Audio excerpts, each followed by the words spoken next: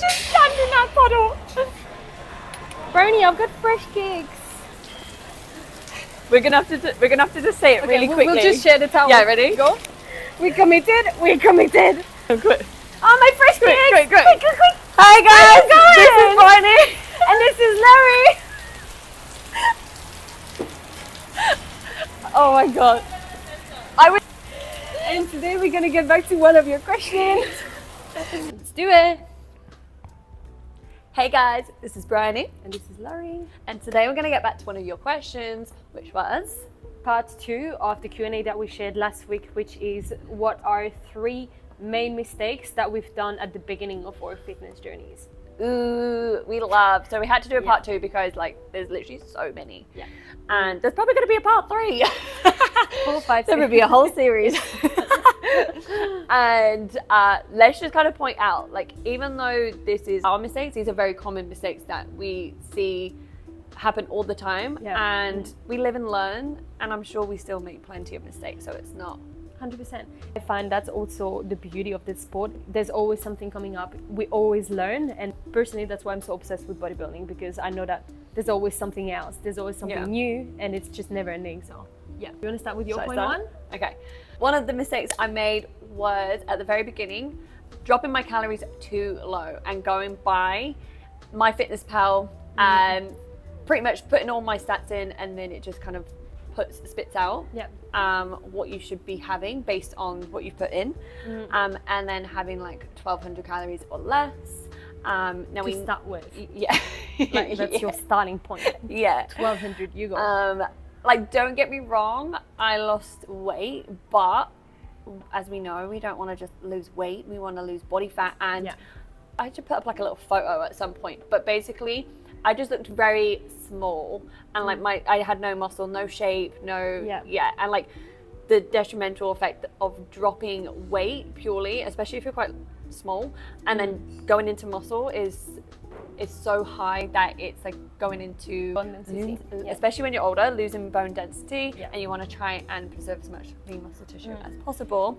But yeah, I didn't do that. One of the things I used to do wrong is that when I started my fitness journey, I didn't have any coach, which means that I didn't have any training experience whatsoever, and I did a couple of things wrong. But I would say the most important ones were, you know, when you get a training program, the program says 10 reps, I would go 10 reps and stop, even though I could have probably gone on and do 12, 13, 14 reps, because I wasn't any close to 0 to 1 reps in reserve yet.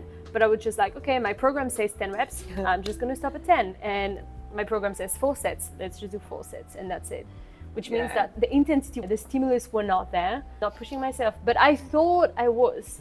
But probably if the program would have said 15, I would have gone for 15 and be happy too. You know what I mean? Yeah, leaving more in the tank. 100%, living in the tank, just because I was lacking of knowledge. And within that as well, with the lack of knowledge, not knowing what muscles are working in that exercise. So I was literally just doing the exercise because I probably saw it on Instagram and be like, a row, okay, let's do a row. But I don't know that the row is meant to be targeting back and arms, and I didn't know that. So I was just training, doing things without knowing what impact it was going to have, which means that the form was probably off. Maybe I was lifting my traps up, I don't remember exactly. So as an advice, get yourself a coach to start with and just learn the basics. Save you a lot of time.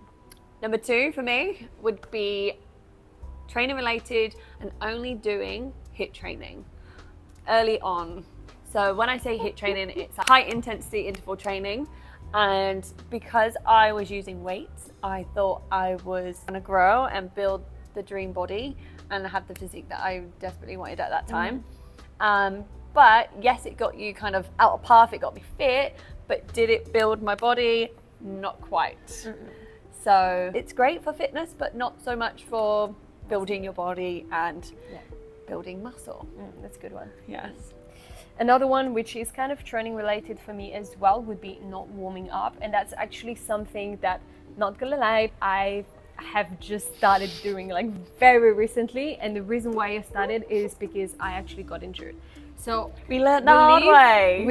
I learned the hard way. You're Warm fat. up is so important, especially if you want to avoid the risk of getting injured. I And cannot not warm up. yeah, there's so many other benefits, and we're talking Yeah. about that in a Q&A about warming up. Yeah. You can refer it here. Number 3, final one, would be skipping breakfast. So pretty much fasting, especially when I was doing a lot of face-to-face clients in the gym. I would pretty much be up at like 4:30, 5 o'clock, have clients up until like 11, back to back, and then just have my first meal. Yeah. Which again, as we know, if we want to build muscle, that is not an optimal way to go about your nutrition. And so that left me very tired, lethargic, and pretty much under eating at that point. And then it impacted the training as well. So I had to almost like, not force myself, but train yourself to It is. get used to eating in the morning. Like sometimes you might not be hungry, and it's all about just going, okay, just something small, and then just building up your tolerance to it. Because there's so many benefits to having something first thing in the morning. And technically you've already fasted throughout the night. So if you think 100%. about adding those extra hours, then you've actually gone a very long time without eating. It's a very good one. I used to do that too. We can talk about intermittent fasting perhaps on another one. We have. Have we? Have. Have we? What's your thoughts on intermittent fasting? We've done it. Oh, that's awful. It's okay, B. It's fine. We've done so many, I can't keep up. And my last one was to focus on supplements when the basics were not there. So, okay, let's put it that way. I had no coach. I wasn't tracking food. I wasn't conscious about protein intake whatsoever.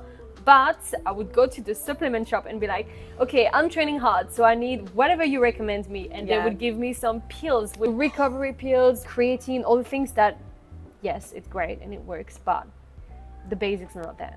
So yeah, it's a supplement, which means that it's something that you have on top if the rest is already there, which I wasn't having. Nail the basics first. Whole Yeah. foods, you know, go that route first. Yeah, I was literally walking in the shop and be like, okay, what do you recommend me? And they're like, oh, that's such a great customer, you know, I'm just gonna sell everything to that girl because she's got no idea what she's doing. Here is your greens, here is your superfoods. Yeah.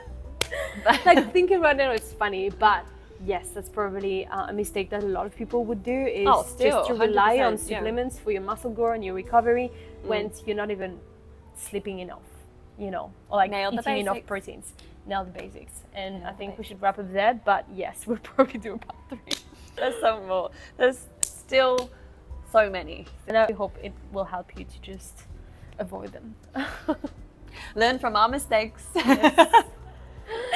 All right, well, I think that was a good one. Yeah. Oh my God, my leg gave out. Okay,